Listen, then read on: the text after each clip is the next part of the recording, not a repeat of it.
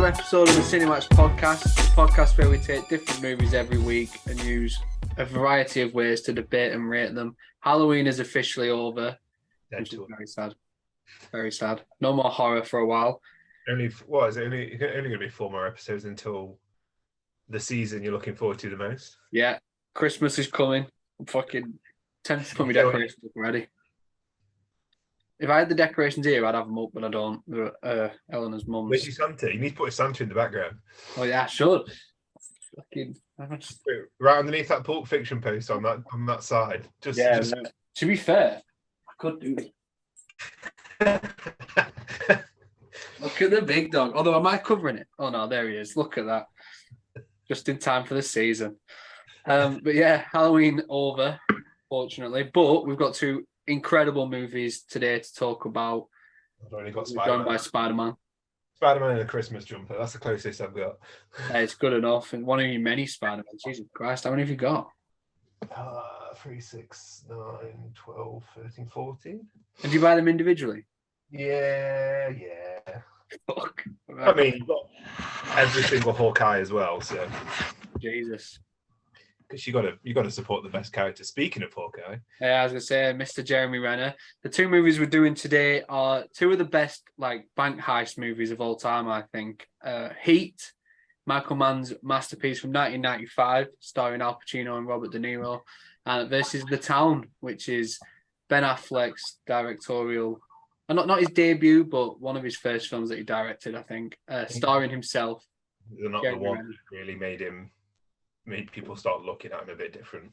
Yeah, starring himself, Jeremy Renner, Rebecca Adams, I think she's called, Blake Lively, John Hamm. 2 great movies that are actually very, very similar, and something I wasn't aware of until I watched The Town for the first time recently, how similar they are. Heat, I'll just put it out there now, is one of my favourite films of all time, so that's why I wanted to do it. I'm sure this is going to be a very unbiased episode from your opinion. There's a few close calls for me there. I'll say it right now. I've not gone 190 in favour of Heat. I'll let you know that now. I'm not that biased. There are some mixes in there.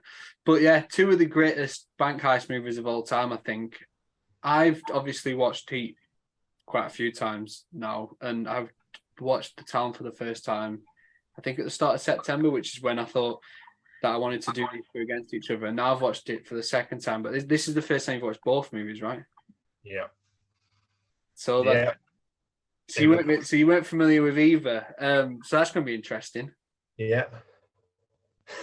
I'm not sure I want to know your answers, but we'll dive straight into it. For those people that aren't watching, I don't know why, but we seem to have colour coordinated. Yeah. Look like a 90s boy band. Yeah, if only. If you want to talk to anyone about 90s boy bands, it's this guy. I fucking love it. Halfway through an episode when it gets heated and we stand up out of the chairs to dance off. Yeah. Be unreal. Like Ken in Barbie. But yeah, we might as well dive straight into it then, because these are 2 good films and I imagine we've got quite a bit to say. So we'll start with the best story for both, which, as I mentioned earlier, they are very, very similar. There's a lot of similarities between the 2.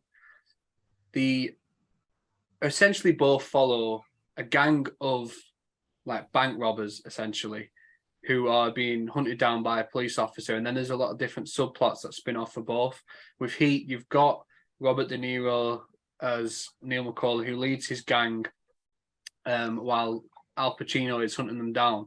And the subplots in that, you've got one of the guys in the gang, Waingro, who goes off it at the beginning. It's his first heist with them, and he immediately fucks up, and they try to kill him, and he gets away. And then one of the subplots is what he's getting up to in the city while everything's unfolding, as well as them getting on the wrong side of the businessman Roger Van Zant, and how that plays into their business deals whilst Pacino's still hunting them down. And then on the flip side, you've just got random stuff about Pacino's life and his struggles at home. In comparison to The Town, which again is a bank heist movie about a gang of robbers who are being hunted down by a police officer, but they also have a few subplots with Ben Affleck's character well, I'll get into this later when it comes to we'll talk about his character, but making the decision to start seeing the woman that runs the bank he robs at the beginning of the movie, which could be one of the all-time dumbest decisions anyone in the history of the planet's ever made. It's a great call. We'll talk about that shortly. Yeah, but you've also got the Jeremy Renner subplot where his character is kind of just he's a loose cannon and he's kind of unwinding, and you don't really know if he's going to be the downfall of the group eventually and that sort of thing, as well as the guys, I can't even remember the name, but the guys at the florist who are kind of pulling the strings and how they come into it all. So you've got, on the surface, it's two bank heist movies, but both have got these interesting subplots that keep it interesting all the way through. I'll go right off the bat and say I went 10-9 in favour of Heat because I am shocked. Because, like I said, I think adding the Ben Affleck interested in the getting with the bank manager is interesting and it's a nice twist, but it's also ridiculously fucking stupid. Whereas I think the stuff in Heat is so like delicately done, and having Pacino's character and showing he's not perfect and all the stuff he's got going on at the same time, and showing not only the toll that chasing those sorts of criminals has on him, but on the people around him, as well as the inner lives of the entire crew that Neil McCauley leads. Like, you get to see a lot about Val Kilmer's character, who's a straight up fucking gambling addict and stuff like that. And having different subplots combined towards the end of the movie, with Wayne Grohl joining forces with Van Zandt, and that leading to the police catching on to what Neil and his gang are doing at the bank robbery towards the end, where shit really hits the fan. I think it was a nice way to bring it all together, and I don't think the town does as good a job with that sort of thing. Well, with the dating the witness thing, I when I was watching it, I kind of saw it as that he was trying to get close to her to find out what she knew, and then inevitably just kind of ended up with her, rather than that was his goal kind of thing. So I didn't find it as stupid as you did. But overall, I think the town isn't as good as Heat. The town's great, and I love the story that it's very, very similar in all of it. I liked the subplot of his dad as well, about his dad basically lying to him and just to make him think that his mum was still out there, only for it to be revealed that his mum was just another junkie who got killed. Pete Postlewaite, I can't remember the name of the character, but Pete Postlewaite, who's in a lot of stuff, like Jurassic Park 2 and Inception, are the only two that's coming to mind right now. But playing one of the Irish guys, that scene was amazing in itself. It just that slow realization, and then when he comes back and kills him near the end, I loved all that stuff. But Heat felt more not epic because it's a small scale story. It's not over the top, but epic in the terms of there's lots of threads. There's lots of different stories going on. It's not just a film about one person. It's a film about this gang, and you can see all the different threads. And like you say, they all do come together at the end. The bit with Chris, is it Chris for Falcon? Yeah, the bit where he goes to meet his partner and she does the hand movement, and you can tell all of that's like played really, really well. Their relationships played really well. De Niro and his partner's his new relationships played really well. So all the Pacino stuff, like really random stuff with Natalie Portman that doesn't matter to the overall story, but it shows the kind of pressure that Pacino's character Hannah's under. I think really, really, it puts more into the story, so it's more satisfying at the end with the payoff, which we'll obviously talk about later. So yeah, I just think both stories are really, really well crafted, but for Heist to juggle all of that stuff, Heat, that'd be a really shit name for the film, Heist. Heat to juggle all of that stuff and pull it off at the end without faltering anything. I think really, really well done. So yeah, I went 10-9 for Heat. Yeah, and that stuff you mentioned then with Kilmer's character, that again is very similar to the town used that with Affleck's character and his missus at home, and they're waiting to see if she'll dob him in and stuff. Yeah, so, I like the subplot in town about him being a recovering alcoholic, and the subplot of the film of, even though he's doing all this stuff, everything he's doing in his personal life when he's not doing heist is to get out. Whereas Macaulay is just, he's staying the same until the end. Ben Affleck's character, McRae, just seems to want to be changing constantly throughout the film. Like he's trying to be better with the girl's name, whose name I can't remember. Well, whoever Rebecca Hall plays, her name. Like with his Alcoholics Anonymous stuff, with trying to get away from Blake Lively's character and all of that kind of stuff. Trying to be out. I mean, at one point he says, "I'm out," like I'm not doing it, and he gets dragged back in because of the threats made to him. Whereas Macaulay just kind of stands still. So I like that progression for Ben Affleck's character. But yeah, the overall story for Heats. Yeah, I agree. We'll move on then to the openings, which again, quite similar. It just essentially shows both gangs in action. It really allows you to see the sort of work they're capable of doing right off the bat. So in Heat, you've got quite a long setup with, it first opens with Macaulay like arriving on the scene, getting off like the train and making his way through the train station, followed by Chris, Val Kilmer's character, picking up the explosives. And then we see Waingro joining Tom Sizemore in the van.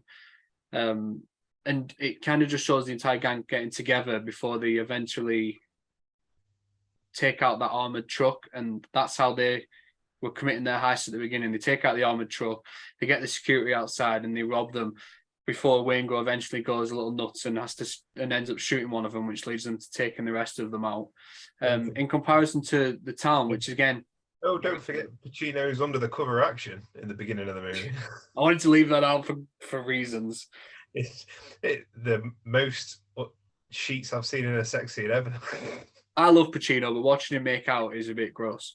It wasn't the best. Not at all. But you compare that to The Town, which again is very, very similar, where they're taking part in a bank heist, but this is actually in a bank. It's not instead of taking out the truck on the way, they've waited for the truck to get to the bank, and they're following the security guard in. And you get the voiceover with Ben Affleck's character explaining all the minute details, just allowing us to know that they've done the preparation and they're not some like amateur gang. They are like seasoned professionals, and they go in and take over the bank and they get the money. And again, similar to Jeremy Renner's character Jem kind of loses it, and when they're about to leave and he realizes that someone's felt the alarm, he beats that employee like to a bloody pulp essentially, and then he kidnaps the girl. From Titanic, what's his name? Can't remember. It's gonna bug the shit out of me. Continue, I will find out. What, his character in Titanic's name? I don't. Oh, the actor. Like his actual name. Oh, I ain't got a clue. But yeah, so they're very similar in that sense that they immediately show the gang in action, but they also show that both gangs have got essentially a weak link that can't really be trusted. And Renner decides to take the girl hostage, which again, pretty foolish decision. And I'm not really sure which one does it better, which is why I'm happy to say that you're going first this time. Victor Garber. He was in Titanic and he was in Flash. Yeah, oh yeah, he was the guy that designed the boat, wasn't he? I thought you was gonna be like, oh, I know him from the Flash and not Titanic. Yeah, he designed the boat, right? I think. I'm pretty sure he's in like Downton and stuff. I might be getting confused. Yeah, I think so. He designed the boat in Titanic, and he did like the Legends of Tomorrow and stuff. Yeah. Yeah, I remember now. Terrible.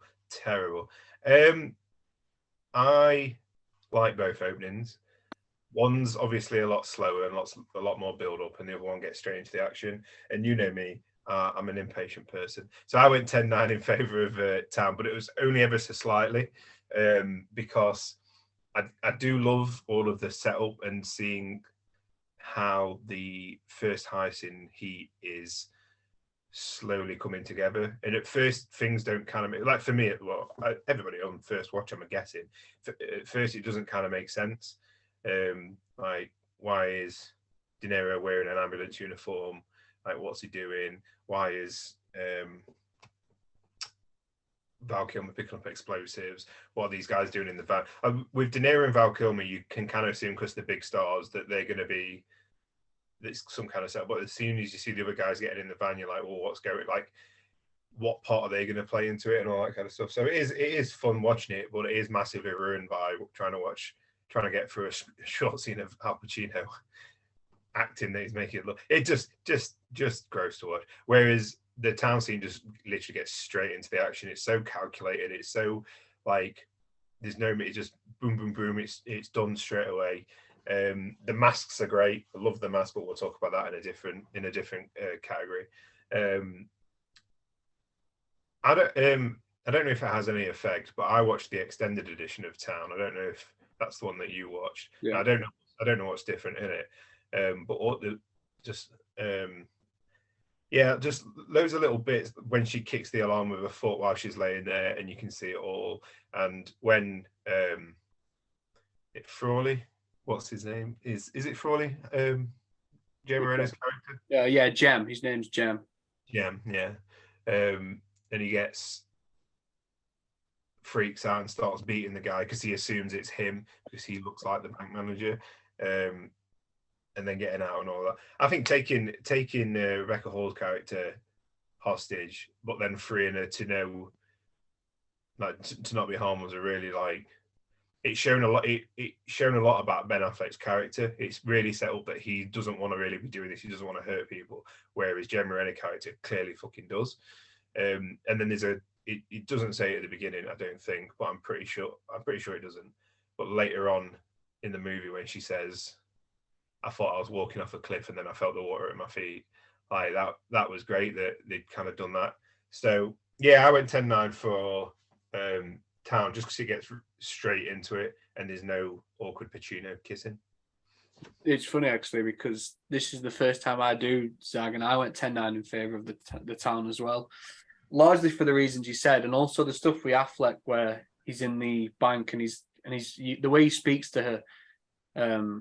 As he's demanding to get the money, he does that somehow respectfully as well, and like he's trying to calm her down, saying it's okay, you're not going to hit you. Like they do a really good job of painting him as like this character that is doing it because he has to, not because he wants to, and he doesn't want anyone to come under harm. And it's the class, like that's like the dynamic between him and Jeremy Renner's character is really entertaining, and I do love the Heat one. Like I think it is watching it all come together and seeing how much good work goes into pulling this sort of thing off and seeing it all unfold is so well done.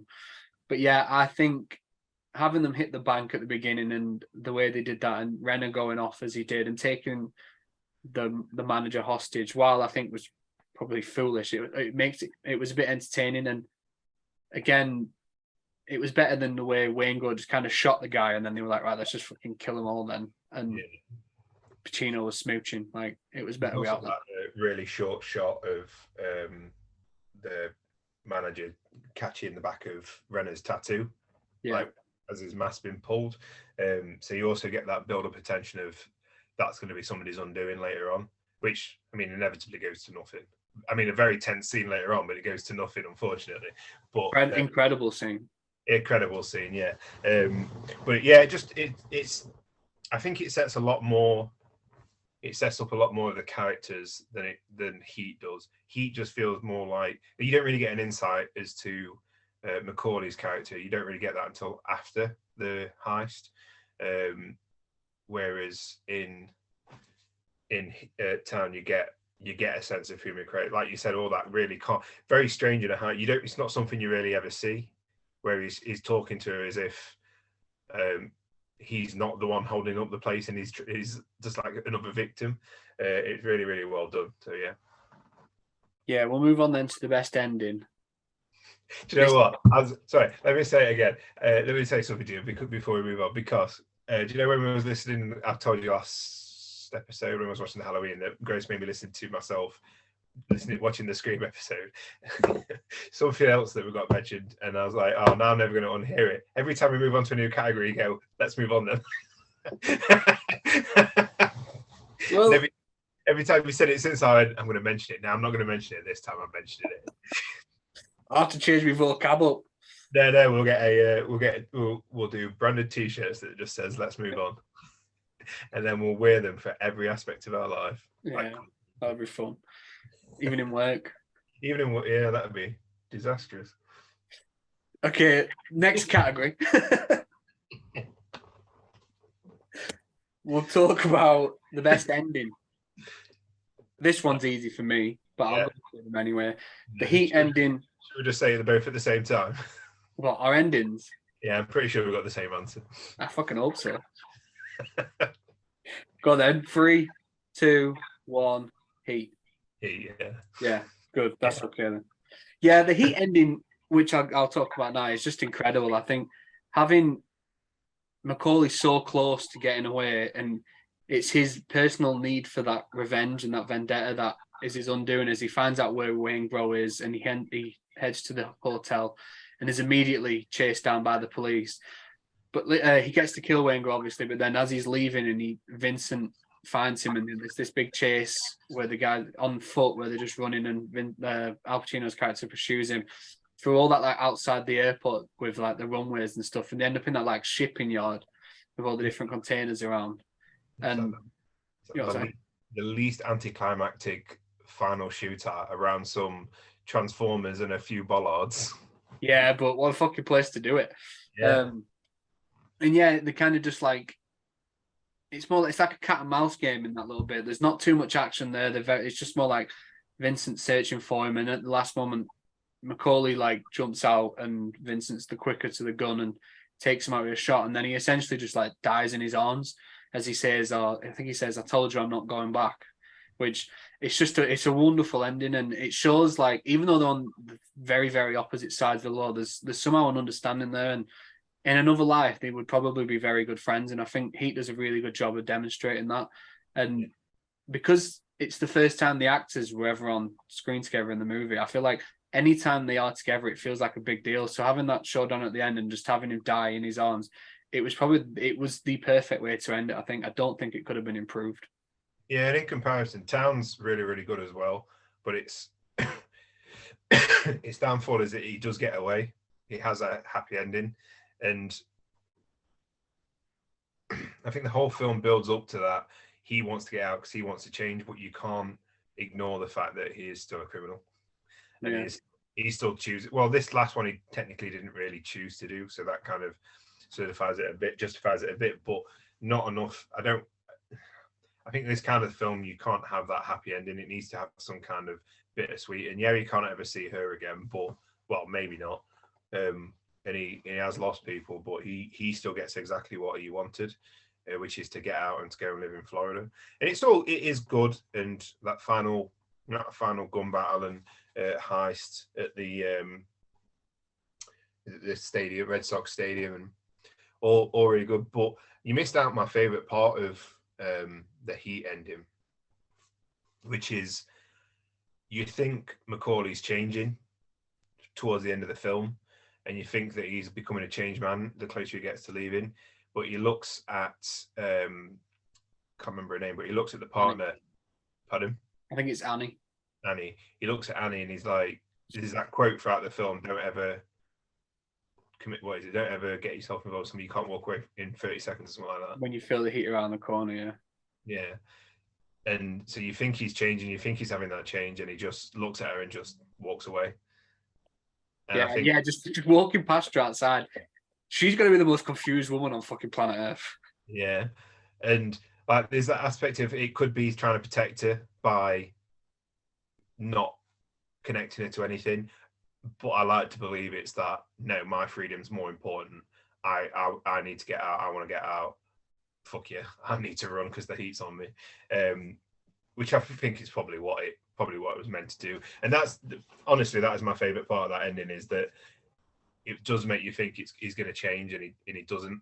But I do really like that final shootout because it's not a massive shootout. It's not this massive action set piece. It's in the most boring location, which I think is great because it's not special. Like all of his life led up to this really bland death, where him not thinking correctly about the lights and him trying to be sneaky caught him out. It was very, very tense. I didn't know who came out at the end. I know Heat's a very popular film. I didn't know who came out at the end. I don't know how it ended.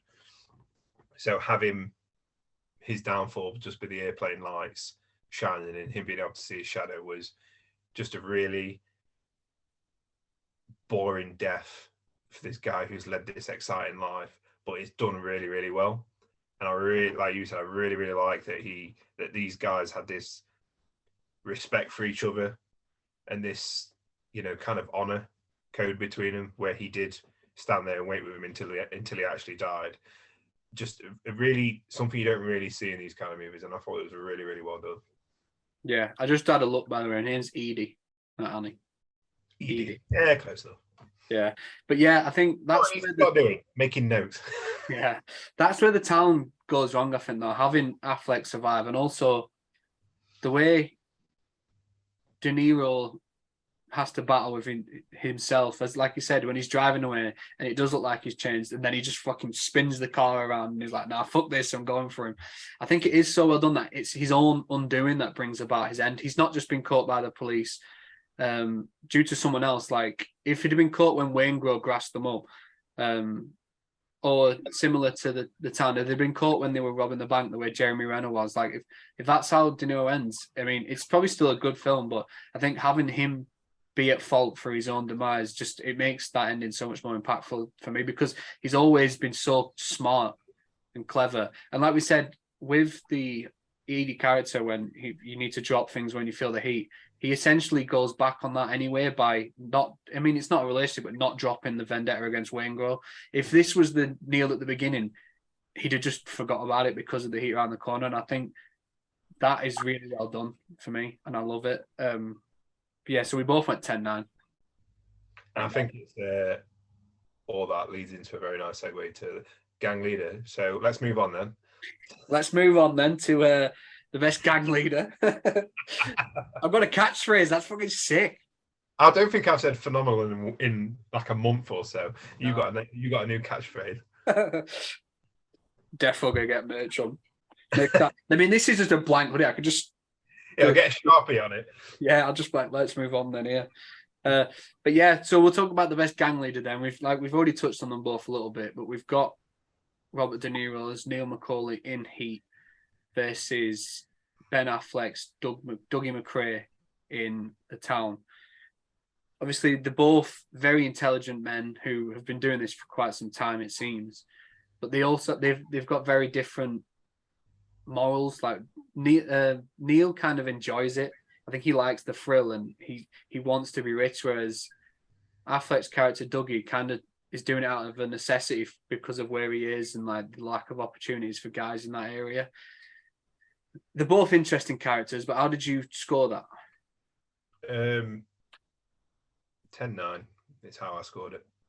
Did you? Yeah. Who to? Oh, you mean who to? I went McCauley. 10-9 to McCauley. I love McRae. I like the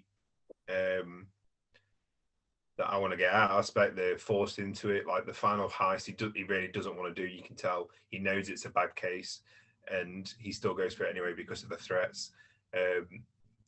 The slipping back into doing cocaine and like all of his Alcoholics Anonymous stuff, his relationship with Blake Lively, his relationship with Jem, his relationship with his dad, all really good.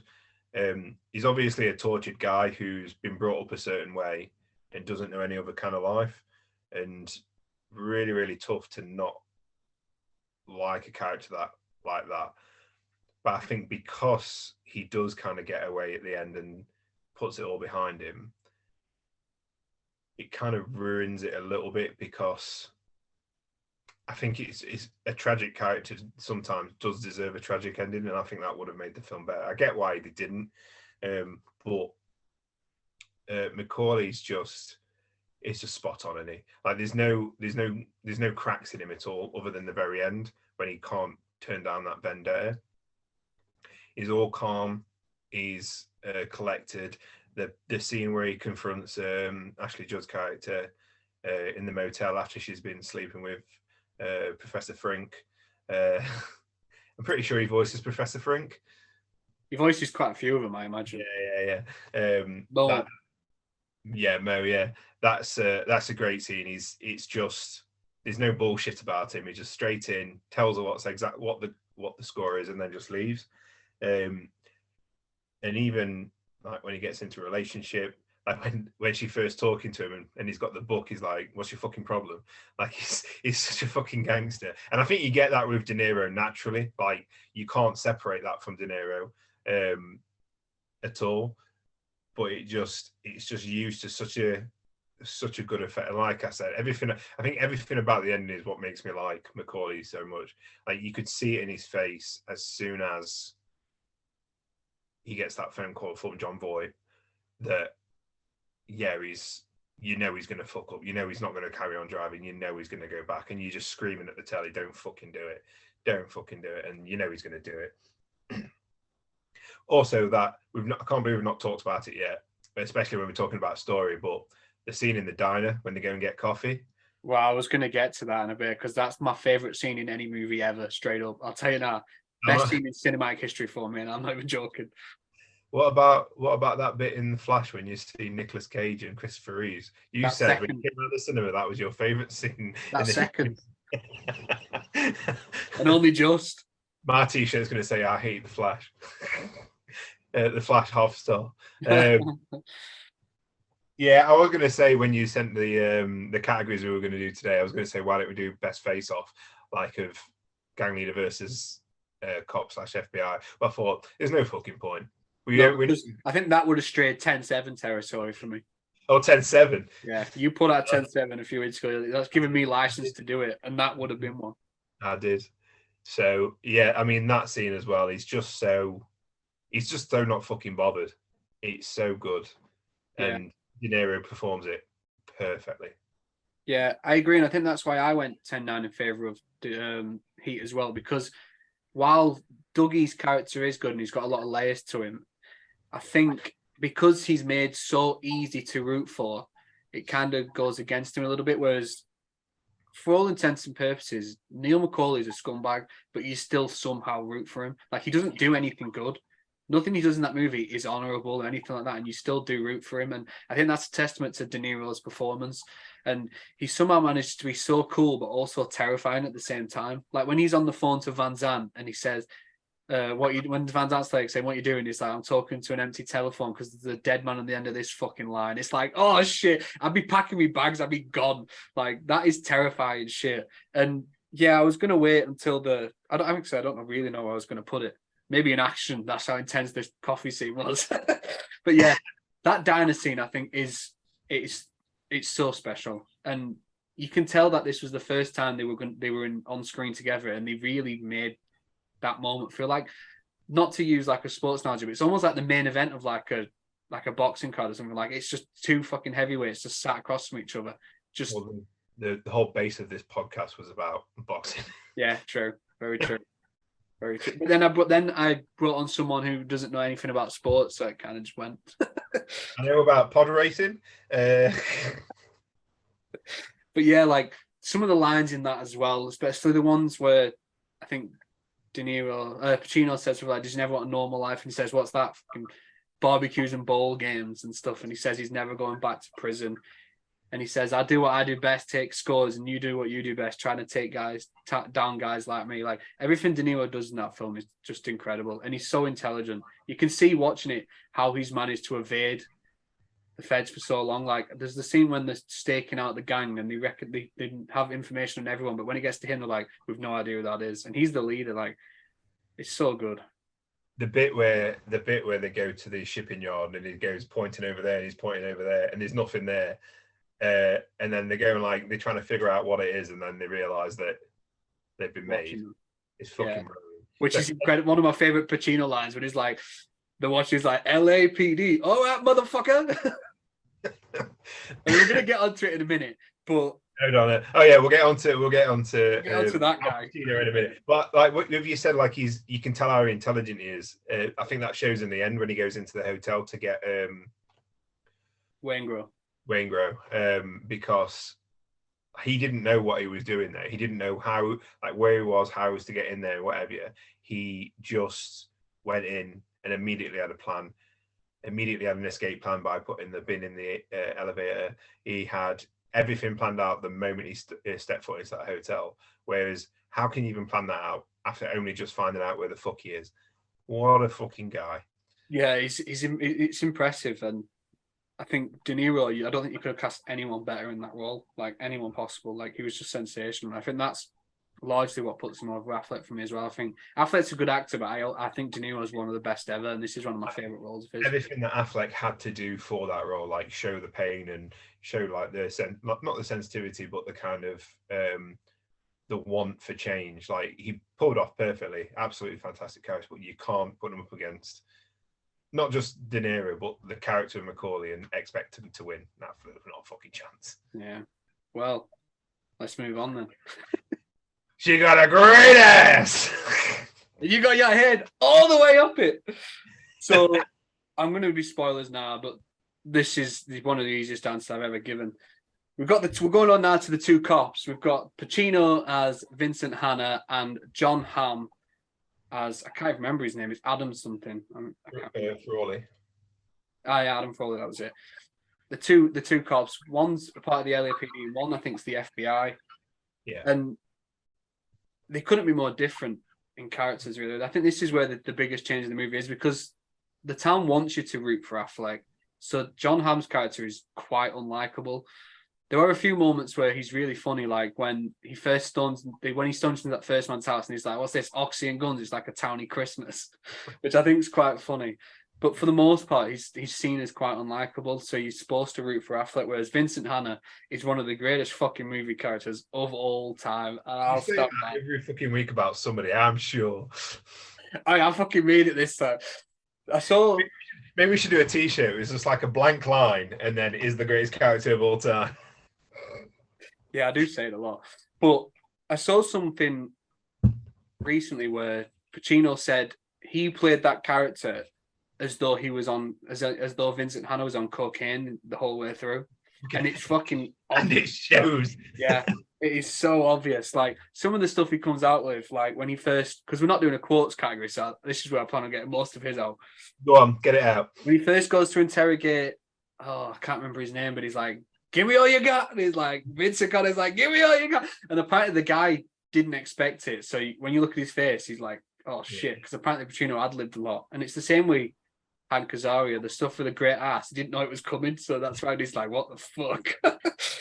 Like it's so good. But anything Vincent does and says, like when he catches his wife Justine cheating on him, and he's like, "You can bang my wife if she wants. You can sit on her ex-husband's sofa in this postmodernistic bullshit house, but you don't get to watch my fucking television." He takes his TV with him. He's fucking great. He is great. Yeah. There's nothing else to say. Yeah, there's nothing else to say other than I don't think you're gonna like what I'm gonna say. I don't think I like the character. I don't like the character when he's going over the top. And if he was on cocaine, yeah, that's fair. That's fine. If I watch it again, I'll go in with that mindset because that would make more sense. But when he's not having those outbursts and those crazy Pacino moments, I think he's fantastic. Like we go back to the diner scene, like all of that is so tense and he plays it so well. And if in that middle of the diner scene, he all of a sudden started going nuts, it completely ruin it. If you went full Pacino, it completely ruin it. But I think those moments work in the interrogations because it is kind of like putting people off, putting people out, making them uncomfortable and like shaking them a bit. But yeah, nothing else more to say. It's just fucking insane. Whereas I think Frawley is, sorry, I think Frawley is, you're supposed to not like him, but they don't make him that unlikable. They just make him straight edge. Like there's nothing about him that makes him unlikable, other than the weird bit where he's like, "Are you allowed to date victims?" Like, no, not really. You are potentially a suspect, but he's trying to get it on with her after meeting her once. Just a bit strange. And I think that feels forced. Like that feels like forced. We're not supposed to like him. We're supposed to be rooting for Ben Affleck in this.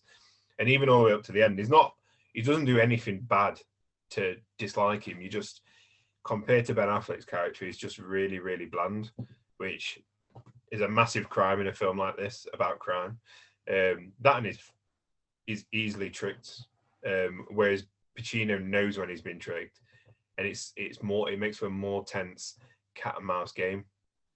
Yeah, and I think that scene you talk about the diner again. We talked about De Niro stuff, but that line when Pacino says like, if it comes between you and another man, and you make another like woman widow or something, he's like, brother, you are going down. I fucking love it so much. Yeah, I do like John Hamm as an actor. I love John Hamm. I think the performance is good, Mm. but it's there to serve a very specific purpose, and that is to root for Affleck. Whereas it's somehow you kind of rooting for both sides. Like you don't want either side to lose, and it's quite interesting how that plays out. But I think the stuff with Pacino's life, and you get to see all the struggles he's going through at the same time, but then you also get to see him immediately be there for Justine and stuff when he finds Natalie Portman's character, his stepdaughter, in the bath, and then they're at the hospital together. Like it's so good, and you can see the wear and tear that being a police officer in Los Angeles and seeing the things he sees have had on him.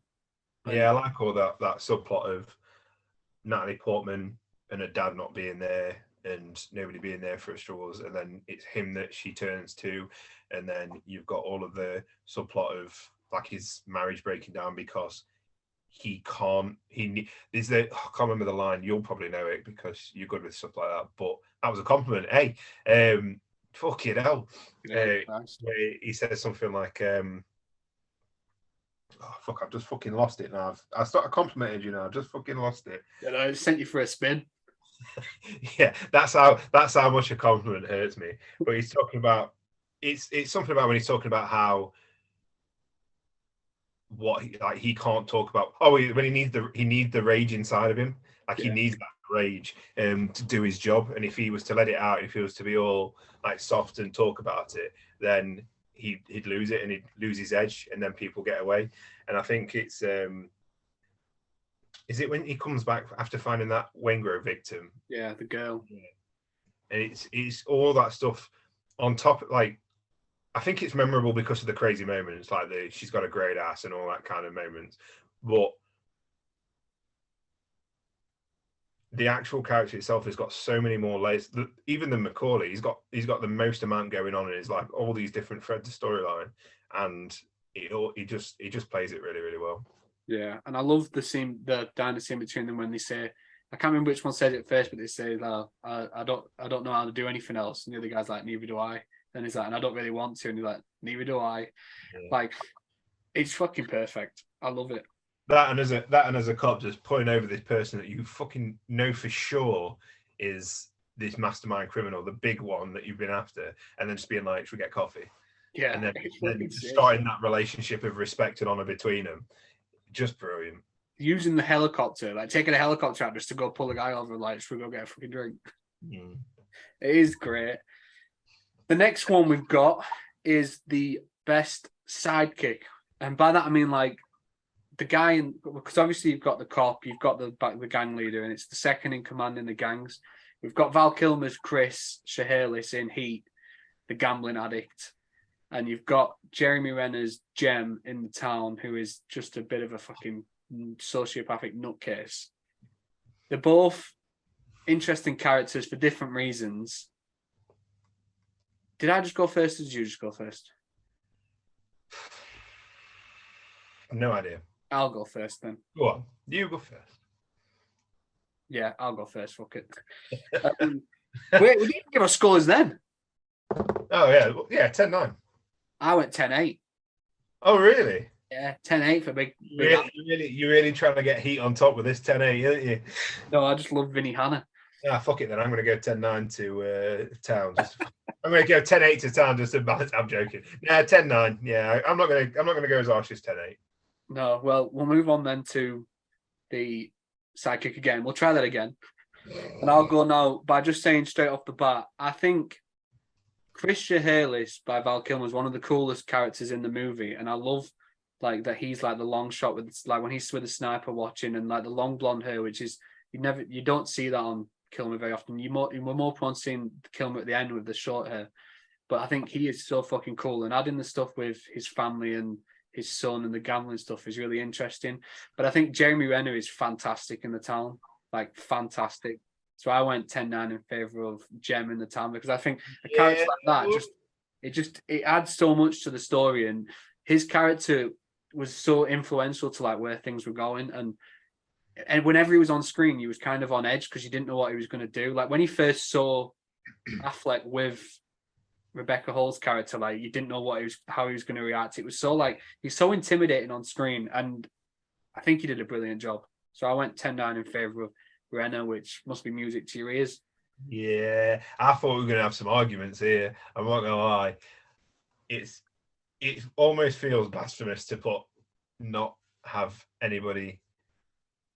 somebody beat Val Kilmer character, but you can't.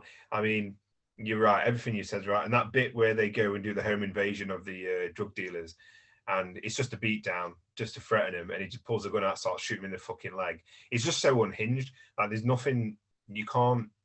Like you said, you can't tell what he's going to do. And that moment when he does meet Rebecca Hall's character, it's really, really tense, especially when he gets up, because all the time she's walking by, his back's to her. And you're like, that fucking tattoo. And then when he grabs him to say goodbye and grabs the back of his neck, really, really good. And again, I don't know if this is a extended scene or what, but they're like, let's go spend the money.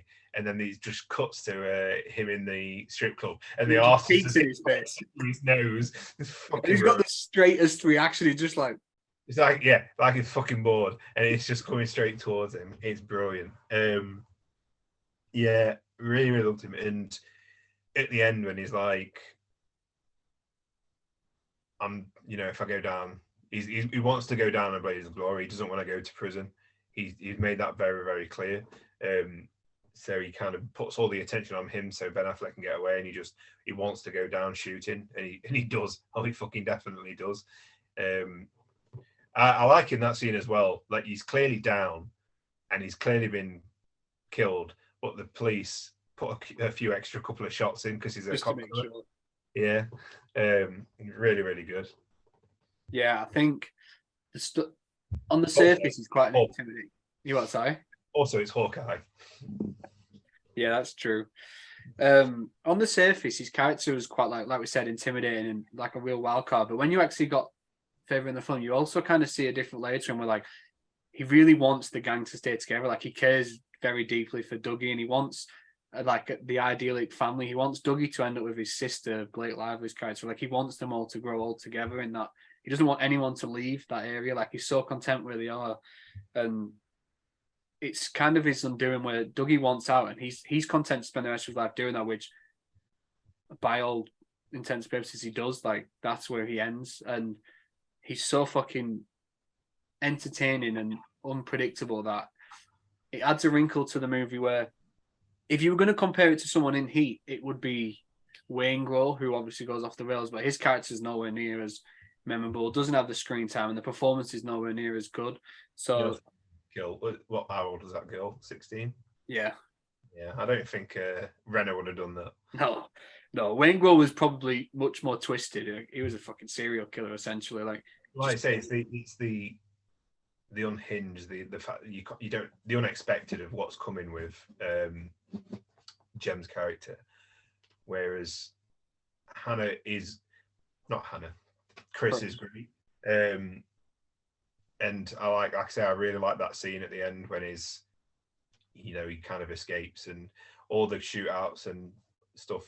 Like he really gets involved, but he doesn't. I don't think he makes that much of an impact on the movie, other than his relationship with Macaulay. The bit where he kind of freaks out, and because not enough money there and what have you, and because he's had to pay off all of his stuff. Really, really good, but I just don't think he has that much of an impact on Heat as Jem does on Town. No, I agree, and I think while it is quite interesting that he's essentially taking on these scores just to pay off his gambling debt, like he says, like Vegas cleaned him out. He needs the money he needs to get big on this one because he hasn't got any money. Like it adds, he's more similar to the Affleck character in the sense that it doesn't seem like he not like generally is that into it, but he needs the money because he's addicted to something. And going on a little bit off topic, they released a book called Heat 2 last year, which is a sequel written by Michael Mann, who wrote and directed the film, and they're apparently making a movie out of it. And it follows Chris after he escapes. And I love the character, but I just don't think he's as impactful as Jem. So that's why I went with. How are they going to do that with Val Kilmer as he is? Because I know they've said it's going to be like part in. Because I looked it up because I've heard about it. I looked it up as soon as I finished watching it, and it's like part in the like part present day and then part in the past. Because like isn't Adam Driver rumored to be playing Macaulay or something? That's what they've said, yeah. And they've said they're going to replace Kilmer with Austin Butler. Oh no. I don't know if that's 100% true, but that's what the rumor is. How would you do Hannah? Because you surely want Pacino. And yeah, I don't. It's interesting because Pacino is Hannah is in modern day, so in the Chris story, set in the modern day, Hannah's there. So it's like, why has Pacino aged all these years, but like Chris hasn't? So it is. I don't know how they're going to do it. Unless Austin Butler's supposed to be like in the past with Adam Driver, and then in the present day. I don't know, but interesting. Have you read the book? Yeah. Is it good? Fucking sick. I loved it a lot. But yeah, we both went 10-9 then in favour of Jeremy Renner. Not sure I'd ever envision myself doing that ever again. I'm not gonna lie, according to this episode, genuinely didn't think. I thought we were gonna argue about that one.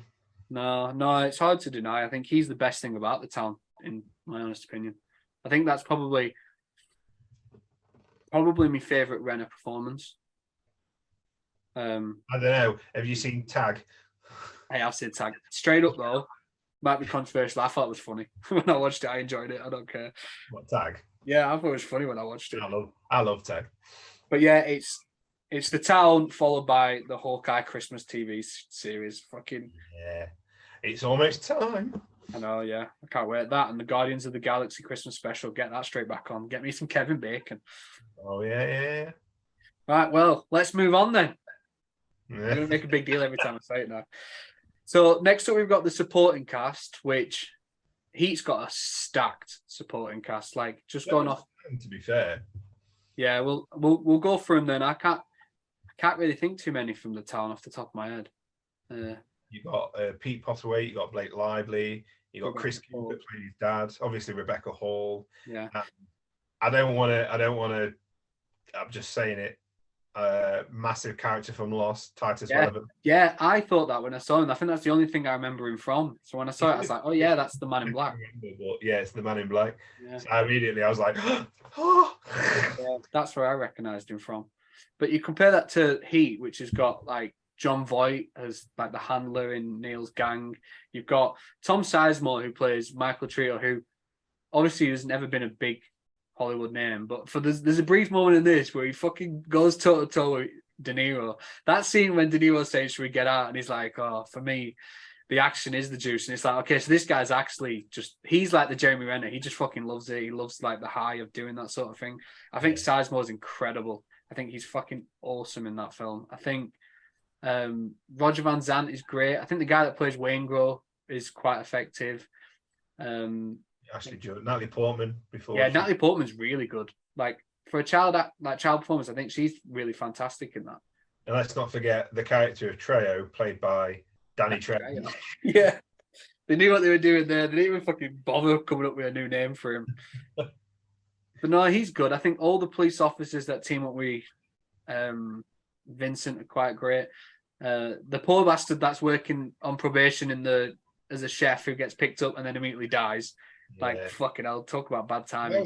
That was a great subplot, because you think that he's going to be kind of like a big deal later on, because you keep going back to him throughout the film and then he just dies.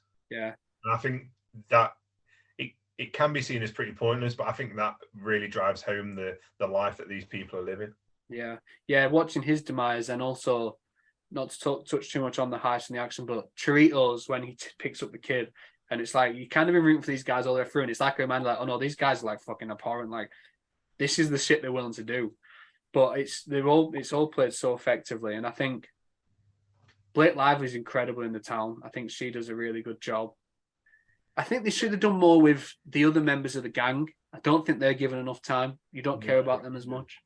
It's Ben Affleck's and Jeremy Renner's movie, not theirs. And you can tell. The driver was cool. I like the driver, but again, it's just he's the driver. I can't remember his name. Yeah. Not that I'm ever good with names anyway, but just not much of an impact other than he's a sick ass driver. And then the other guy who does the tech stuff, who's just a weird face and blonde hair, I think. Yeah, essentially. Yeah. But yeah, how did you score that then? I scored it 10-10. 10-10. Oh, yeah, because I just couldn't decide on. Like I was thinking about it for the whole of 20 minutes. You gave me the categories, and we need to do a better job of coming up with them earlier. Yeah, we do. Yeah, so I can make notes while I'm watching the film rather than having to try and remember it afterwards with my fucking memory. But just because everybody in like all the main ones that I remember in Heat are all really, really good, and so are everybody in town. Like you said, Blake Lively's great. At first, I was like, "That's Blake Lively," and I was like, "Is it?" And I couldn't tell. I kept flipping. I'm not a huge Blake Lively watcher. I don't really know what she looks like all the time. So I was like, kind of flipping. And when I realized it was, I was like, "Oh shit!" Other things I've seen her in, she's more like prim and proper, like more of like the Valley Girl type thing. But I love Chris Cooper, so having him as a dad and just be fucking brutal, just lying to his son, and he's like, "Nah, I'm not fucking bothered. I'm going back to prison." Still causing fights. Pete Bostlewaite is the Irish guy, really quietly threatening.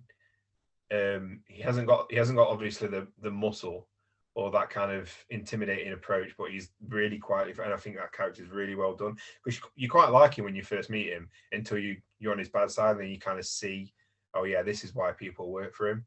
Yeah, there's definitely a certain charm about him. Yeah, definitely. Rebecca Hall, beautiful woman, and everything about her is endearing enough that you can believe the pain that she goes through, and you can believe the love she has and stuff. And then again, Titus Welliver from Lost, I'm giving him a point just because he's from Lost. But his character is quite understated. I actually think he's the better FBI agent to watch, and we should have focused more on him, because his character grew up in Charlestown. There's that great scene, is like, what's it like being close to everybody, learning everybody's secrets, being a part of everybody's family, and then using it all to turn on them and stuff, and to put them behind bars. Just such more compelling story than Frawley's character, Adam. Not Adam. What's his name? Who plays Frawley? John Hamm's character. Yeah. And then everybody in Heat, great. Natalie Portman, like you said, such a great performance from such a young actress. The guy who plays Wayne Grow is just unhinged, and he plays that really well. Apparently, I saw something that the guy that played Wayne Grow eventually went to prison for something else, but in prison he was known as Wayne Grow. They called him Wayne Grow in prison, apparently. Nice. Pretty fucking cool. John Voight playing a usual John Voight character that I'm used to, where he's just behind the scenes, pulling the strings. Really good. Who's the woman that plays Pacino's wife? Oh, I'll have a look at the actress's name because I can't quite remember, but she's really good, Justine. Yeah, Justine's great, because, again, you can believe why she does what she does. And then, I mean, if Titus Welliver's getting a bonus point for being in Lost, then Danny Trejo gets a point for being fucking Danny Trejo. He is Machete. Yeah. And he's in the Book of Boba Fett, so that's a Star Wars point right there. Yeah. Natalie Portman. Oh. Got two. Diane Venora, she's called. I don't think I've ever seen her in anything else, but she's really good in that. Mm. You've also got Ted Levine, who played Buffalo Bill in Silence of the Lambs. He's one of the police officers. You've got quite a few good names in it. Who's the guy what's the guy's name that's in he has that moment in The Dark Knight as the bank manager? William Fichtner. Yeah, he's Van Zandt. Yeah, he's good in the role he has. That random guy that like his security guard that's just got like a fucking rectangle head. I don't even know what he's called. He's like a Patrick Warburton from Wish. Yeah.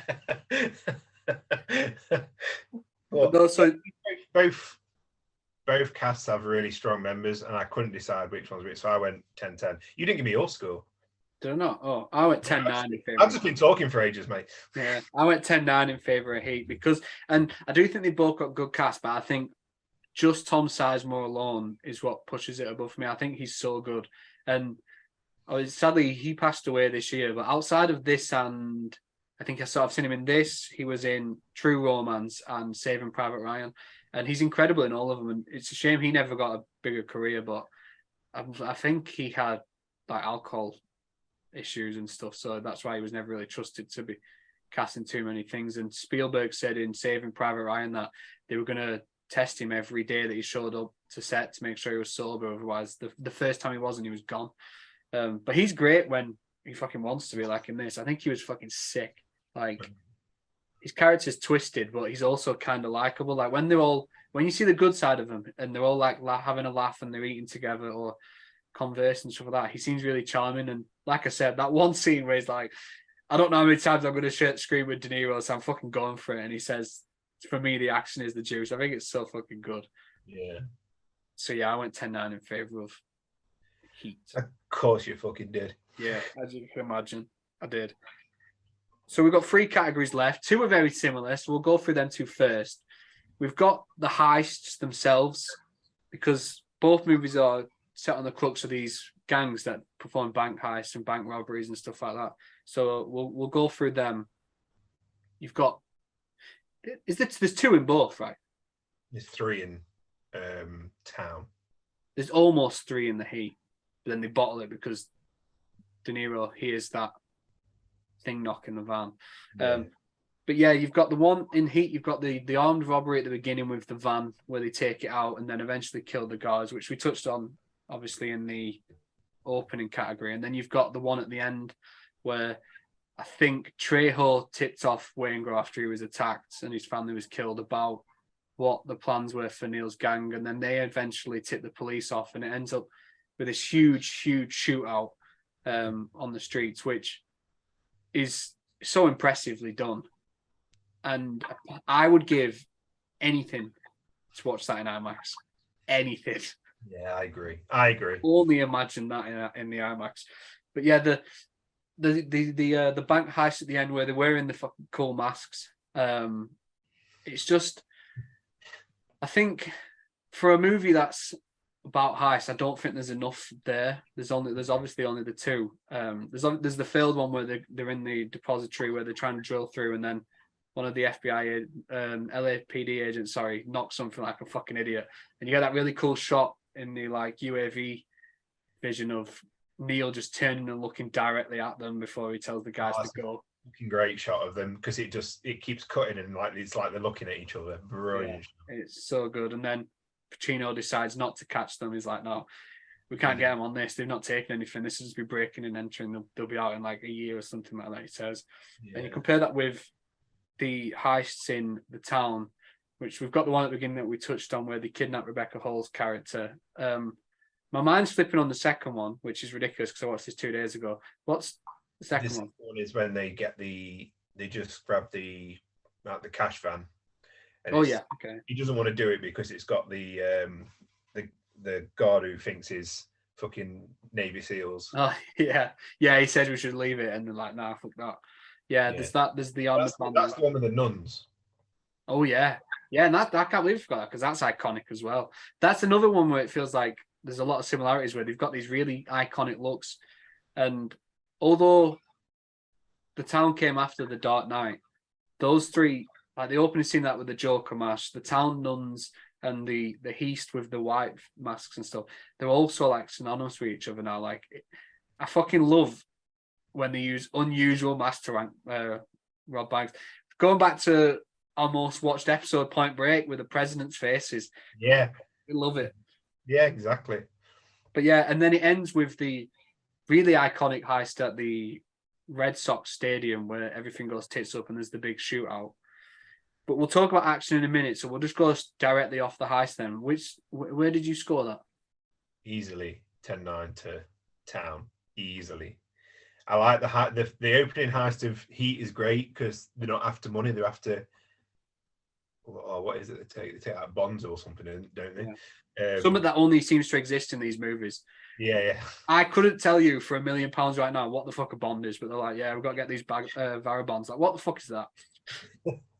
And it's cool. They've got the hockey masks and all that, and obviously they kill the witnesses, and burn out the car before the police even get there, and it shows that opening scene shows you how organized and how smart they are, and then you got the failed heist, which is great because it is just if it's not working, we drop it and we leave, and then the final one it's good, but again, it just feels kind of like we need to show a heist because these are criminals that do heists. It doesn't feel as integral to the story. Obviously, it's integral to the story in terms of this is why they're being criminals, but the heists themselves aren't the exciting part of the movie.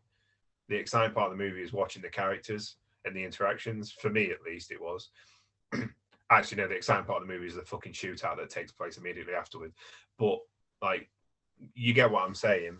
Whereas Town, the heists in that feel like really, really exciting. They feel like really, really a part of like the story couldn't happen without him. So in Heat, it couldn't have been heist. It could have been any other type of crime. It doesn't have to be heist. Whereas it feels really important to the story in Town. And I'm not gonna lie, most of my scoring on this 10 towards Town is based off the fucking masks. Like you've got to have some cool fucking masks, and the horror, the Halloween masks at the beginning of the skeletons, and then the nuns. Which how the nuns isn't as an iconic image as like the presidents of the United States or the Joker masks from Dark Knight or the Mike Myers masks from Baby Driver. Baby Driver would be a great heist film. Not seen that. You've not seen Baby Driver? No. Interesting. That'll be a good one. And then at the end, I think it's at the end when they've got the balls to dress up as police officers and then transition to ambulance drivers. Absolutely brilliant. Everything about it, great. So it's the heists in Heat are high level, very, very high level heists, and the heists in Town feel more believable. I mean, they're both believable, but they feel more believable for people within their means, and I just think they just play them off so much better. I also like that middle heist where it's like, no, I don't want to do it because the guy thinks he's US, like he's Navy SEALs. He walks around in fucking cargos and whatever, and then when you see him, you're like, yeah, that fucker thinks he's something he's not. Yeah, I actually agree with you again. I went 10-9 in favor of the Town on the heist because I think the two heists are good in Heat, like they're actually fucking spectacular, but in terms of the ones in the Town, they're all so memorable for different reasons. Like the first one, where you couldn't remember the middle one. Yeah, but then you jog my memory and it's the fucking nuns. Yeah, like the first one, we're taking the Rebecca Hall captive, which I don't think we really saw coming, and it immediately like changed the direction of where the story could have gone. Like that added an entirely new wrinkle to it. And also then moving on to like you said, the iconic nuns and the not quite comedy, but so it is quite comedic the way they're like the discourse about like the big buff fucking security guard and stuff, and then ending with them trying to rob fucking the Red Sox stadium, which of all the places, it's such that is such an iconic like set piece, like being in there and watching them, like what you said with the van and like dressing up as the police and then the paramedics and somehow getting away with it for the most part. Like I don't know how they even got out of the fucking building, first of all. Like, it's shocking. That shouldn't have happened, but they did. And it is really, really impressive. The shootout, specifically at the bottom, where I think one of the guys gets killed and they're like hiding behind the van and like shooting at the police for like what feels like 20 minutes, but in a good way. I think it's just so entertaining. I think that's the difference between these. I feel like the Town is almost like a Hollywood version of Heat. Like it's a lot more entertaining than it is. That's a good way to put it, actually. Yeah. Yeah, and I think that heist at the end in the stadium, I think, is enough to tip it over for me. I think that's a brilliant place to do it, and it's really ballsy to go to such a famous landmark like that and do it there. I love when films do that, like in North by Northwest by Alfred Hitchcock. They go on Mount Rushmore. Like I fucking love when they use real places like shit. Like fucking let's go. That's why I like Ghostbusters 2 with the Statue of Liberty. Said no one ever. I like Ghostbusters 2. You might be the only person. No. We'll do Back to the Future 2 versus Ghostbusters 2. Fucking, that'd be a landslide. Yeah, for Ghostbusters. That will be a 10 to 190. You can't tell me the casting Back to the Future is better than the cast of Ghostbusters. Oh no, you did last time. You did last time. So, I fucking forgot about that. Michael J. Fox and Christopher Lloyd shit all over them all. Fuck. Do you know? Let's not do this right now. I can't be honest with you. Yeah, we've done this once already. At least we got off to a good start though by doing that immediately. Then we put that behind us. If we can get through that, we can get through anything. Exactly. So yeah, we both went 10-9 in favour of The Town then in terms of high. So we'll move on to the action, which essentially on the surface is quite the same thing, but there are also bits of action elsewhere in the movies. In Heat, there's obviously the stuff with Wayne Grove when they get to the diner after the first heist and then they try to kill him, and there's that really cool shot where De Niro smacks his head on the table and that guy looks over and you just see Sizemore lean out and look at him and he's like, yeah, fuck that. Like, I think that's great. The stuff with Van Zandt when De Niro breaks into his house and he shoots him and he fights with the security guard. The stuff with Winger at the end when he breaks into the hotel and shoots him, I think it's all great action, and that's all good enough. But then I think the shootout on the street is epic. I think it's fucking epic. Like, the sound design is perfect. It's almost like you're there. Like, there's no music in the background. It's just the hard echoes like of each shot. Like, it's fucking awesome. I was speaking to somebody today about it. Richie runs a comic book shop in Mansfield, talking to him about it, and he was like, he used to watch it on VHS. He wouldn't be able to watch it on VHS at home because he'd turn the volume up because the dialogue's so quiet. And then as soon as he gets to that scene, it's fucking loud. So he wouldn't be able to watch it at night time because it's just so fucking loud in the house. But you're not wrong. I went 10-9 to Heat based off that scene alone. Like the action in Town's great. And it's weird because I was about to say it in the last one before you just let's moved on us.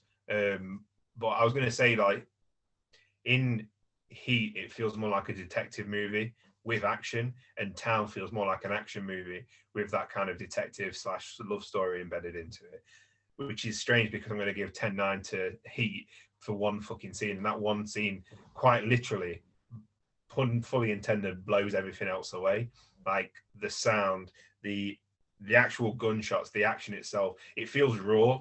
It feels like, as it's being filmed on the street, it feels really, really raw. And the surprise of it, not the surprise, but how it's all set up, like they're just walking down the street with the guns and then they see that they're coming out, so they rush out and stuff like that. And like I said, when he picks up the kid, it just gets really fucking intense as well. And when Chris gets shot as well, you just kind of like, oh shit, is this where? Because I think I said it to you Monday when I saw you last. I put on Heat at about 9 o'clock at night thinking it was like a 2-hour movie. It's fucking not. I thought that big shootout was going to be the end. And then I opened it up. I was like, there's still like another fucking 40 minutes left. What could possibly go on? Everything that mattered. Everything beautiful. Everything that mattered, yeah. And it's such a big scene. I don't think anything could top the shootout in the Red Sox Stadium is great, but it has that, for me, it has that issue of it's a thing of, it's a problem that plagues a lot of films around that era. Is you can tell when the CGI bullets are hitting the CGI walls and the CGI dust coming off, because it's really noticeable, because it doesn't look like it's attached to anything. You can really, really notice it. And I think no matter how good the action is, if it has that, or has those CGI blood splatters that are coming out and they all look the same because it's the same effect, it just really pulls me out of it. And Heat has that really traditional, when a police car's being shot up, it's because there's little detonators in the car and on the set and stuff. So you just can't beat it. Yeah, that scene it's iconic, I think. And I can't really remember because I haven't played it, but Dan was telling me like that entire thing is essentially just ripped off in GTA, like one of the GTA games. Apparently that entire scene with the bank heist that turns into the shootout is on one of the GTA games, Dan was telling me. Because he always thought that it was, he recognized it as soon as it came on. He was like, oh shit, that's where they got it from then. I don't know, probably. It But sounds like a GTA thing to do. yeah, but it's so good, and like we said, the sound design and like it all feels real, and the stuff with, like you say, Chris getting shot, but even not just that, but it's like the cops on the other side. Like there's that one cop played by Ted Levine who's working with Vincent all the way through, and he just gets shot, and Vincent looks, and he's just there was no heroic death, there's nothing like that. He's just gone, like he's eyes wide open. I think he gets shot in the head, and he's just dead. And it's like, oh, no heroic. Even the police don't get heroic deaths in a situation like this. And there are some good action scenes in the town, like the little fight scene between Jem and Dougie was quite good, and the bit when Dougie goes to him and says, "We need to go to this place. Don't ask questions. We just need to go sort these guys out." And all he says is, "Whose car are we taking?" And they go around and beat those guys up. There are some really good action scenes in it, and but again, it feels more like the Hollywood version of what the Heat was trying to do. And even if the Heat scene, you can't, it feels long because it's like that shootout feels like it's maybe 10, 15 minutes, but I feel like you can't cut any of it. I feel like it all needs to be there. And it showed how like the most realistic interpretation of that sort of thing, I think, where they just sat like a large part of it, because they are hidden, is just shooting at essentially nothing. They're just aiming and hoping for the best, and nothing really happens. But the stuff with Sizemore and the kid that's when you really like, oh yeah, shit, these guys are criminals. Remember that. We shouldn't be rooting for them to get away. Like this guy is fucking just detestable. But yeah, I went 10-9 in favor of Heat as well, because I think that scene alone is fucking perfect. And like I said earlier, like the town ends in like a massive shootout, a massive on the street shootout. And well, the last bit of action I think in the film is when he goes and he kills Pete Postlewaite's character, the Irish guy, which is really good. But somehow a massive shootout at Red Sox Stadium still doesn't compare to that one-on-one around some transformers and some bollards in a field with nothing around it. It still doesn't compare because it's just so tense, and the action is really, really, really, really well done in that scene as well. So I think it's a massive testament to how like the realism of it versus the action movie aspect of it. Yeah, although I will say Jeremy Renner's death is quite, the action there is quite good when he's like shooting off against them all. Yeah, I liked that. But yeah, the scene at the end, I don't. Shot. You what, sorry? He missed quite a lot. He should be able to hit every shot.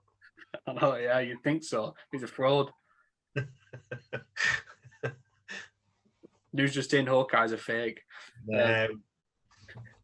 But yeah, that scene between De Niro and Pacino at the end, like it's not even so much like it's like explosive action. It's just like a cat and mouse, and it's like a couple of shots, and that's that. But it's so effectively done, and I think it helps having stars of that magnitude doing it, even if they are both in like their 40s, 50s at the time, like they still fucking rock. And I will say, you keep referring to that guy as the Irish guy. Do you reckon if anyone other than Martin Scorsese made The Irishman, that's the sort of shit we get? The Irish guy. Yeah, probably. About that motherfucker, who isn't even Irish. What a convincing accent. Yeah, really, really good. Because I'm quite used to him having like a really strong British accent, like really upper class, strong British accent. So when he started talking, I was like, oh shit. Yeah, I thought it was really well done. That's it. We've got one category left. So let's move on then. I'm going to stop milking that too much. We've got the legacy of both movies. This is interesting, but also for me quite easy, because I think Heat has now gone down as one of the greatest like crime dramas of all time, and I think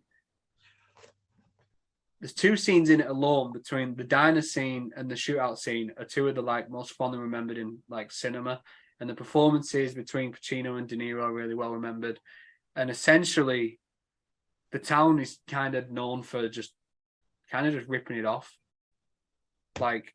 It's a bit too similar. Like, it showed they clearly took like a lot of inspiration from it.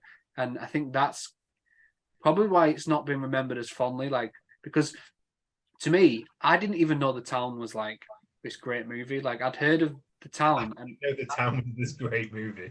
No, I'd heard of it, but I thought it was apparently shit. No, I'd always heard it was good. And I just remembered something that I really wanted to talk about in the heist. So just before we move on to Legacy, I just want to mention one thing in heists.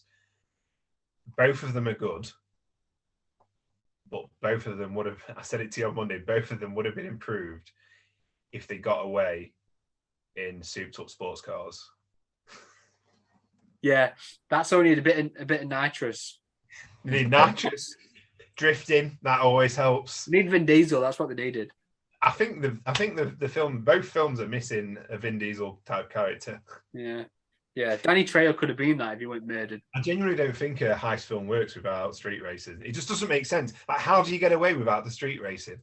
Sorry. Yeah, well, look what happened. That poor man got shot. It was a really poor joke that I completely forgot to make, and I've just stopped this entire episode just to make sure I go back and talk about it.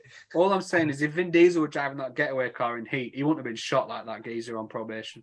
No, definitely He'd have got away. They'd have been sound. He would have got away. Legacy. Yeah, I think I've always heard it's a great film, especially since watching Argo. But I think The Town was... Which one came first, Town or Argo? Town was 2010. Argo was 11 or 12, I think.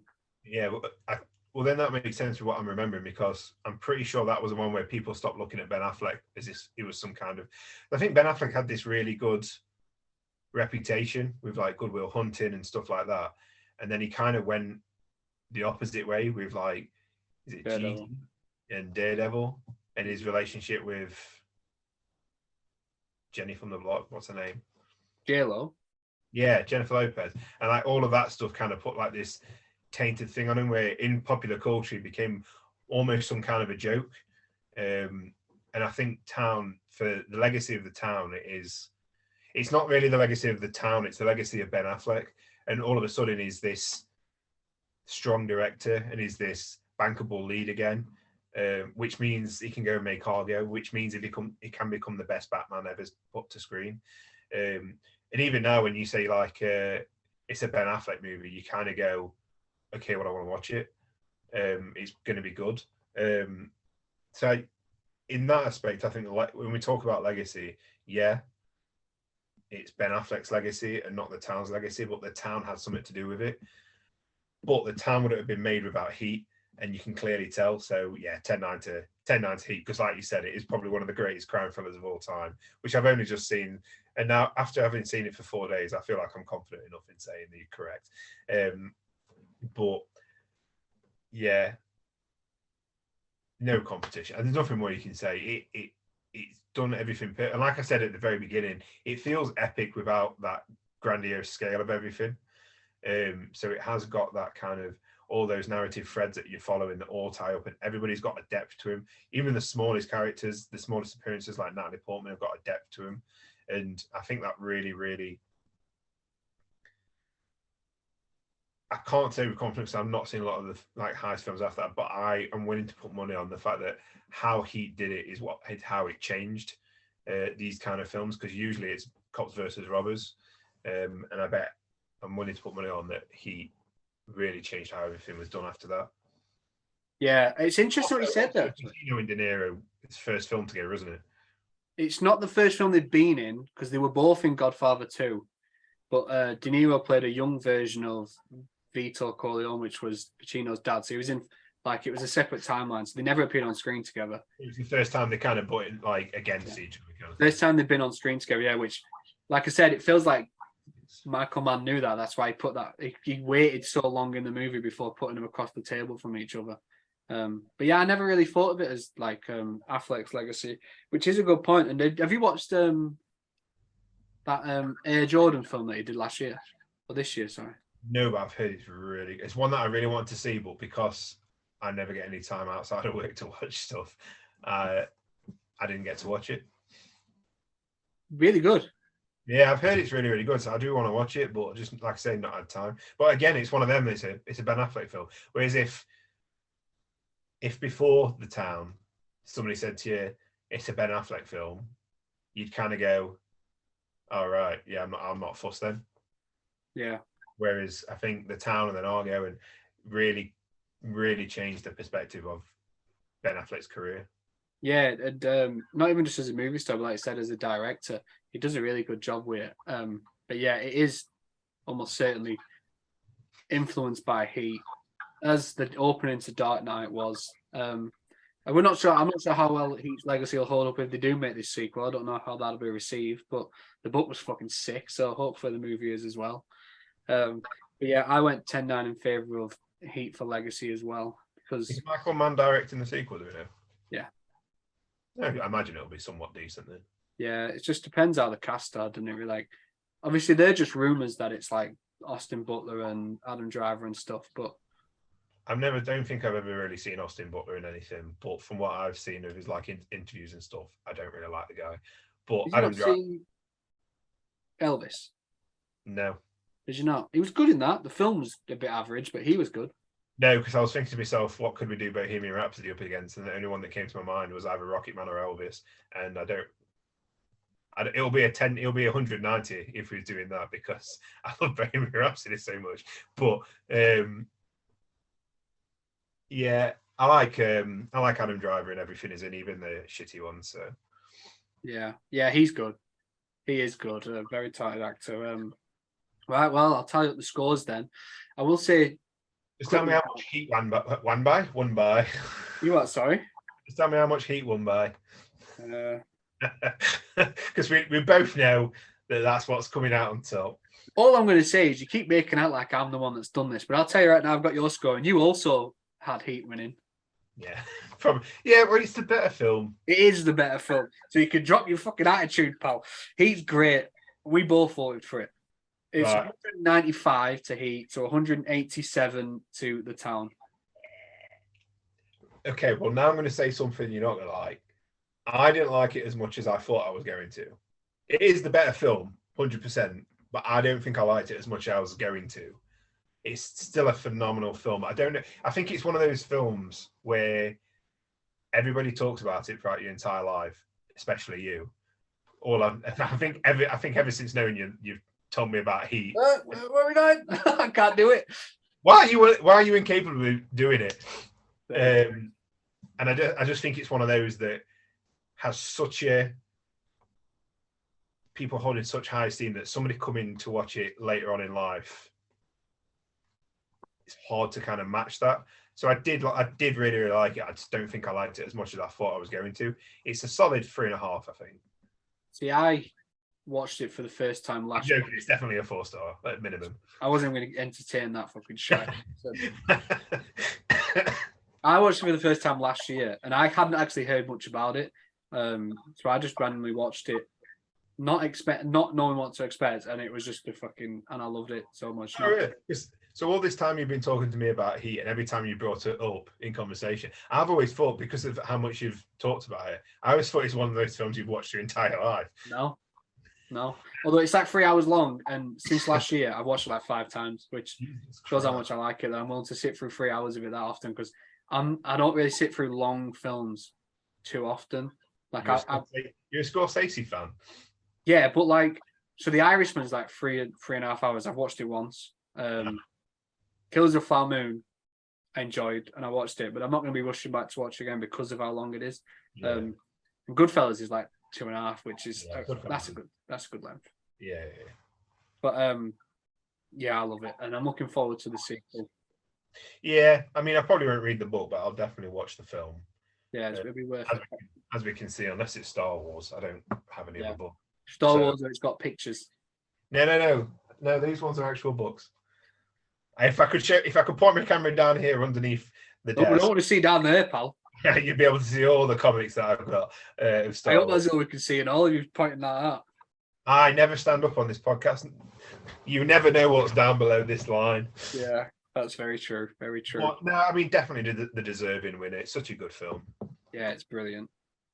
A masterpiece to me. Although I heard we watched The Thing together the other day, and you weren't too keen on that either, were you? I know I liked it. Oh, Bernie made out like you didn't like it. No, well, Bernie's a little bitch. That's true. No, I think with The Thing, it's one of those where I knew nothing about the thing. I somehow managed to escape everything other than the fact that I knew that the wolf at the beginning was the first creature. So even though knowing nothing about it, it's one of those films that are like, it's the best thing ever. It's the best film ever made. It's the best sci-fi film. And then you finally watch it and it's like, yeah, it's good. Not to Lightyear standards, though. Not up to Lightyear standards. No, it's definitely by me say. I think what I said to him was it wasn't as good as I thought it was, and it's the same. It's still like a 4-star, definitely. But it's just, I don't know what I was expecting. I think I was expecting something different. I don't know what, but especially with the ending, I think it's the ending that just for me is just a bit. Oh, okay. Yeah, very sudden. Yeah, very very sudden. But again, still loved it. Yeah. Just because I say, Ethan, if you're listening, you fucking bitch. Just because I say I didn't like it as much as I thought I was going to, doesn't mean I didn't like it, prick. He's running his mouth. That's what he does. Yeah. Enough chatting shit about Bernie, though. We'll probably run this to an end. And do you know what I realised about halfway through that I didn't say? At the beginning, didn't introduce either of us. So if you enjoyed this, my name is Callum Altimus. That is Nathan Sackle-Hannah. And if you didn't enjoy this, my name is Ethan Burney. And that is Josh Mason. Everything's underneath, I think. Is it going to be under there, yeah? Yeah, it should still be under there. Hopefully we've got a new design around us, but we'll see. That's exciting. But yeah, find us on X and Letterboxd under there now. If you're not now, that sounds really aggressive. Don't find us now. Like I said last time, I've had no new followers and nobody to talk to my trash opinions about. Hey, I've had a few new ones, but it's definitely like bots. Like I got one today, literally just before we came on. Let me just so it's just some random name with like a random picture. Like it's like April Waltonbow. She created the account in July. She follows 2,700 people, has never tweeted, and has 30 followers. That seems legit to me. What's the picture? Is it somebody in a bikini? It fucking is and all. Fucking told you. Told you. They've got to fucking move, and we all know it now. They need to switch things up to make it more believable these days. But enough about that. Everything's under there. Real people, please. Yeah. If you enjoyed the video, please feel free to like it on YouTube and subscribe to the channel. If you are listening, should I say, on any of the audio platforms, feel free to subscribe to us on there and maybe give it a 5-star rating because I heard that does good business. And if you are on there and you'd rather see our faces and see Santa, the Heat poster, and Spider-Man, or some Mando helmets. Yeah, that's shite as well. The new lightsaber. It's harder than it looks, actually. I told you, because it's like fucking mirrored. I don't get it. I don't understand. Don't get it. But yeah. That's the one from the new game, the lightsaber. Oh, is it?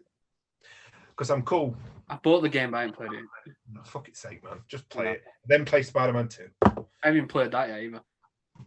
I haven't bought that one, so I've got an excuse. Yeah, fair enough. But I got my PlayStation 5 like 2 months ago, and I bought a Star Wars game with it, and I still haven't played it. But this is a guy that bought Elden Ring for 50 quid, had it for 6 months, and never unwrapped it, and then sold it because I never unwrapped it. Nice. I'm pretty shit at gaming. At least you got a Blu-ray player. Yeah, very true. That's essentially what I use it for. But yeah, thanks for watching, guys. We'll be back next week at our regular time on Thursday. Obviously, we're a bit late this time due to how busy we've both been and recording the Halloween special. But yeah, we'll be back next Thursday with another episode. So we'll see you then. Peace out. Yeah, let's move on then.